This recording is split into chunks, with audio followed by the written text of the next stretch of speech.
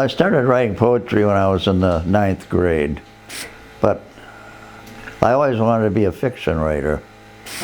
And when I was in elementary school, I wrote all kinds of Edgar Allan Poe stories. And so I was always going to write stories and novels and so forth. Well, I never had enough time, so I switched to poetry basically because it's a lot easier to do, time-wise, you know. You can write a line and wait a week and write another line and without losing anything. So that may be why a lot of my work is narrative, because that's what I really enjoy.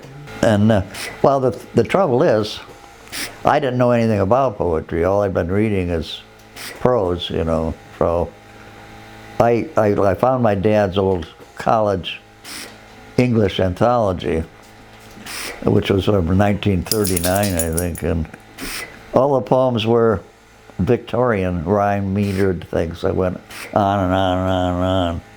So that's how I started writing poetry, just metered and rhymed. And then I decided that was really stupid. So, and I started reading Ginsberg and those guys, and I decided you could do anything you wanted to do. I'm not sure I ever went to a reading until I was at Michigan State. I don't remember there being readings in Grand Rapids, frankly. But yeah, I went to some readings in Michigan State, and then I started giving readings too, because I was being published in these magazines. And for a while there, I was giving a reading every Saturday night, somewhere on campus, you know.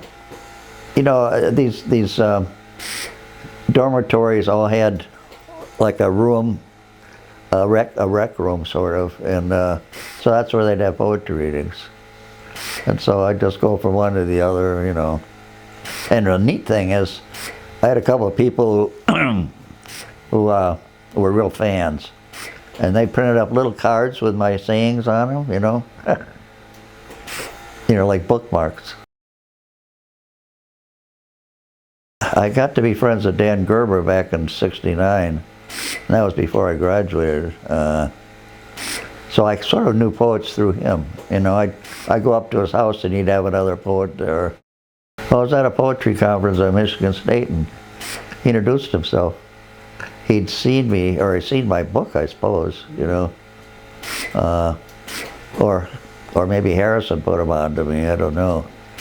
Because Jim got my first books, I know that, because when I went to his house for dinner, he had me sign them, you know. And I felt really stupid because I'd bring in his books to sign. And those are the days before he became a gourmet cook. I mean, we had corn on the cob and a steak and, you know, baked potato. Well, it's sort of hard to say what poetry means to me. I'm addicted to it, I think the best way to put it. You know, I was young, I had so much energy, and that was just one outlet. But in high school, I wrote short stories too, besides poetry. But I know you get so used to writing that your mind's always working at something, and you know, it just doesn't shut off. I write poems in my sleep sometimes. Well, I should get up and write them down, but I like my sleep so much I don't. But you know, I get so many ideas that you know, it's like I can waste a few, you know. Well, yeah, before that I was teaching at the community college, and after 4 years I discovered I was a wreck because I didn't have enough time to daydream, basically. You know, when you stand in front of classes all day long, you have to be really quick. You've got to be able to outsmart the students, basically. So I was a wreck. Every time summer break came, I was like, and I used to go out to my friend Craig Sterry at a cabin in Oregon, and I'd go out there and drink whiskey for 2 weeks, and then I finally calmed down. Read Dostoevsky through, you know. I think the last year I've been sort of hitting my stride, frankly. But no, I was developing for years and years and years and years, which is, you know, which you're supposed to, really. But I mean, the more you write, the more you're going to write, I think. And I've always been surprised by people who just quit. You know, there's a lot of one-book wonders out there, and you know, I don't know. I just had this urge to keep keep going, you know. Yeah, I talked to people who have quit writing, and I thought maybe they weren't really that sincere to start out with, you know. Well, I know in high school, before I glommed on to Ginsberg and those guys, I was reading Dylan Thomas. In fact, I wrote a paper on him in like 10th grade or 11th grade or something. And then I think a lot of music in my work comes from studying Dylan Thomas, even though his poems never really made a lot of sense to me, you know. But then I got into the Imagist poets, and I was doing both Ginsberg guys and Imagists, and I sort of switched over the Imagists, you know, William Carlos Williams and Ezra Pound and that gang, and I've sort of stuck with them, really. Well, it was a real big deal, you know. Nothing like that had really happened around here before, and it's too bad they stopped it. I mean, there are people all over the country came here. I remember talking to John Woods once when he went to one that I didn't go to, and he said Gerber and Harrison were there, but he never saw them. He said, I don't know what they were doing, you know, but they never went to anything. Yeah, well, they started a book series, and I think Harrison was the main critic of the whole thing, you know. I have a hunch it was Harrison who pushed for my manuscript, just hearsay, you know. But they did some pretty good books. I was thinking they did George Oppin's book, and he just won the, you know, Pulitzer Prize or something or other. And they had Diane McCoskey used to publish them, and well, I'd like to write when I have the time, but lately I've been writing in the morning, except for when I have rehab, because I don't get home till 11:30. So on rehab days, I start at 11:30 till maybe 2. I gave a reading, and then I had to. Then I was in a class, and the students asked me about titles because somebody liked my titles. And starting at Michigan State, every time I think of a good title, I write it down. So I have sheets of titles. So when I can't think of a title, I can usually find one that I've written down, you know. And the students thought that was just an amazing idea, because they were having trouble finding titles for their poems. But you know how that is. If you let that little thing slip away, you'll never think of it again. You know, I don't really go very many days without writing. I mean, worst comes to worst, I'll just write maybe one little line or something, or sketch a scene or something. Because even when I travel, I have a notebook that I write at night, or whatever's in my mind. Now, I've never had a trouble, you know these poets who, you know, they can't write anymore, they have writer's block. A couple of times I've had eras where I wasn't writing well at all, but then I just shifted to prose, and that made all the difference. You know, because when I'm not writing well, my lines get skinnier and skinnier and skinnier. So when I start writing prose after a week or so, suddenly my lines are really nice and long again. But it breaks the spell, you know. I just applied, and I found out from Kleinzahler that Ashbery was the judge and really liked my poems. That's how I got it. Because he and Ashbery were good buddies. He sent me a fan letter back in '83, that long poem I had called Of Pines. And so I wrote back, and we've been writing ever since. I was supposed to spend the money on writing, and what I did is I bought a cottage instead. Well, I figure I'm going to do a lot of writing at the cottage, right? So it's still okay. No, we took a trip to Glacier Park and came back, you know, but the cottage is where bulk of the money went. And I'd do the same thing, you know. And I was writing poems in high school, and some of the kids were aware of that. So I was asked to write a poem for the junior-senior prom, which was called Midnight Ecstasy. So I wrote, ecstatic motions fill the air, blah, blah, blah, like, 8 lines. And it was published in a little booklet, I don't have a copy anymore, but somebody probably does. And then I went to Michigan State, and I've been writing a lot. And well, I worked the summer before I went to college at the wholesale market, vegetables and stuff, loading trucks. And there was a lot of empty time during the night. And I was reading John Updike too, and so I was like writing all the time with little notes in my pocket and so forth and so on. And so anyway, I went to Michigan State. I had all these poems, and I took a writing class right away, and I sent stuff to the Red Cedar Review, and they took 2 things, And then the Zeitgeist press started up, so I was published every issue of that.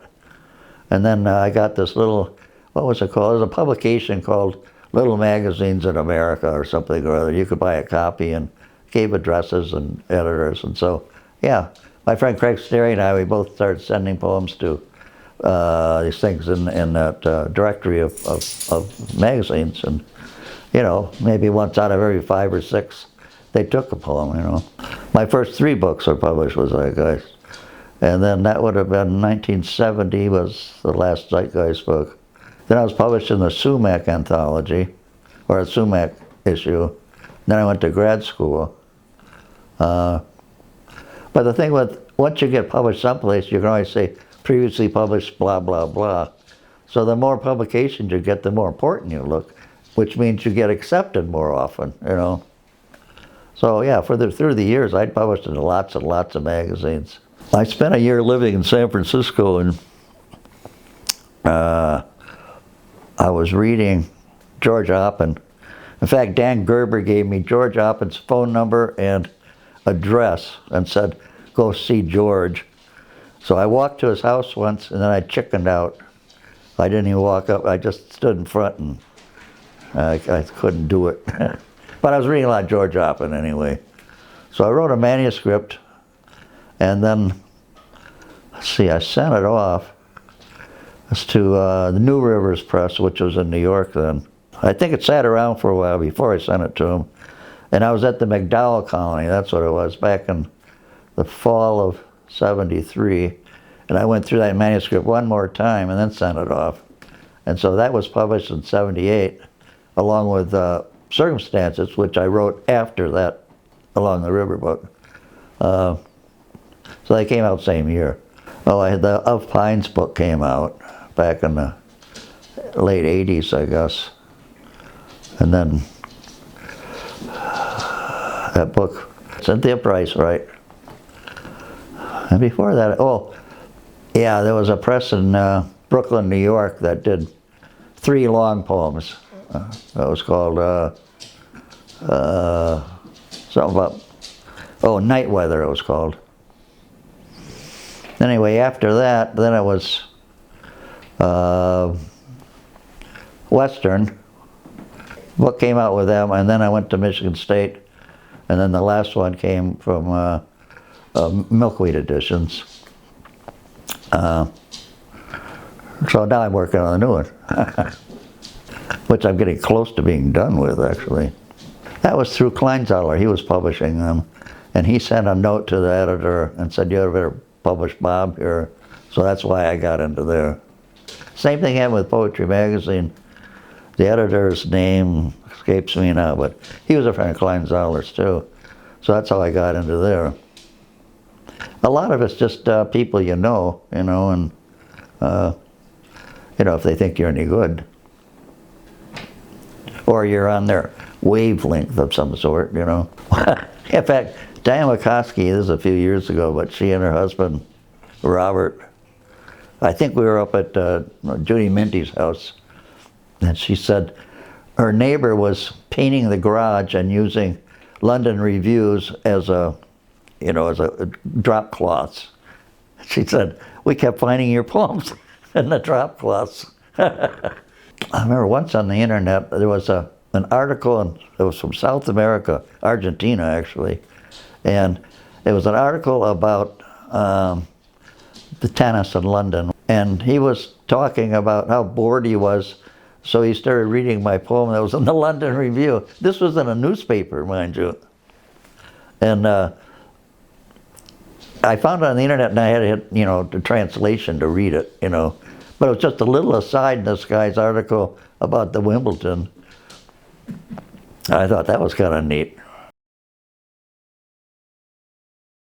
I was thinking about Gary Snyder the other day, and the last time we saw him was, 2 years ago. And there were a group of poets that were after the Images poets, the objectivist poets. And I really got into them for a while with, George Oppen and Louise Nidecker, Basil Bunning, William Carlos Williams was part of it. Let's see, Carl Rakoczy, Zukovsky, and Kenneth Rexroth was part of it at the beginning. And what they promoted was a more spare poetry, in other words, get rid of adjectives and so forth. And Rexroth was part of that back in the 1920s, but then he went into narrative poems and then completely changed his mind about the objectivists.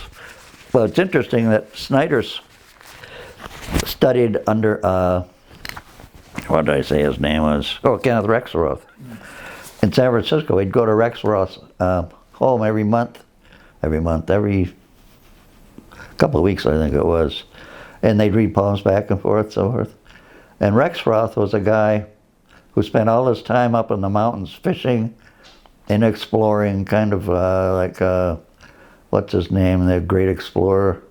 Yeah, like Mirror, same area too. And that's how Snyder got into that, through Rexroth. And early Snyder was more like Rexroth than the later Snyder.